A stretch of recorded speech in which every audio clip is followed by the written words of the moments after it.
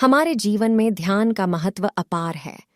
महात्मा बुद्ध के एक प्रेरक प्रसंग से जुड़ी एक कहानी हमें यह बात समझाती है कि सही ध्यान और समर्पण से जीवन को कैसे सफलता की ऊंचाइयों तक ले जाया जा सकता है।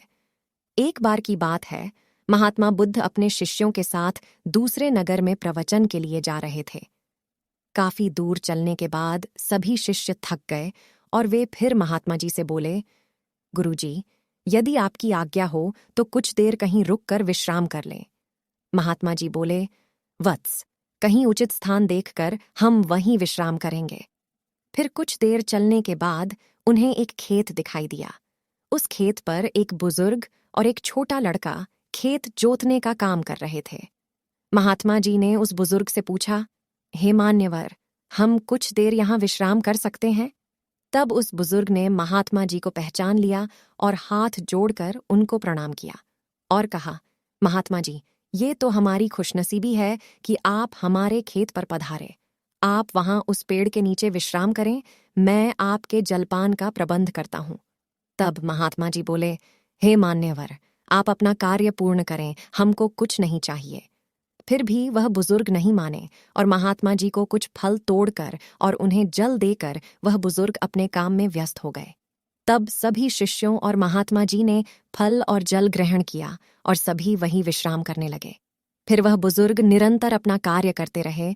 तभी उस बुजुर्ग के पोता काम करते करते थक गया और मन में सोचने लगा कि अभी तो आधा खेत ही जुता है और आधा खेत अभी बाकी है।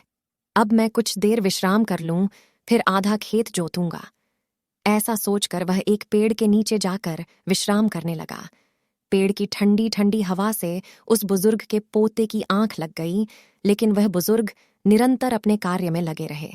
फिर जब उस बुजुर्ग का पोता अपनी नींद से जागा, तब तक उस बुजुर्ग ने सारा खेत जोत लिया। वह नजारा महात्मा जी और उनके शिष्यों ने देखा। तभी महात्मा जी से उनके शिष्य बोले, हे गुरुजी, इन बुजुर्ग की उम्र इतनी अधिक होने के बावजूद भी बिना विश्राम किए ही उन्होंने सारा खेत जोत लिया, और दूसरी ओर तुम्हारे पोते की उम्र उनसे छोटी होने के बावजूद भी आधा खेत जोतकर विश्राम करने चला गया। ऐसा जोश सराहनीय है। उन बुजुर्ग में ऐसा जोश देखते ही बन रहा है, और वहीं उनका पोता आलस्य में आकर विश्राम करने चला गया। तभी महात्मा जी बोले, हे वत्स, तुम्हारा कहना उचित है, पर ऐसा इसलिए हुआ क्योंकि उस बुजुर्ग का ध्यान केवल खेत जोतने पर था, न कि शरीर की थकावट पर। वहीं दूसरी ओर उस बालक का ध्यान खेत की जुताई पर ना होकर शरीर की थकावट पर था। यह कहकर महात्मा जी और उनके शिष्य उस बुजुर्ग का अभिवादन करके अपने मार्ग पर चल दिए। लक्ष्य को प्राप्त करने के लिए हमें समय पर विश्राम करना जरूरी है, लेकिन इसका मतलब यह नहीं है कि हमें अपने कामों में आलस्यपूर्वक ढलने की इजाजत है।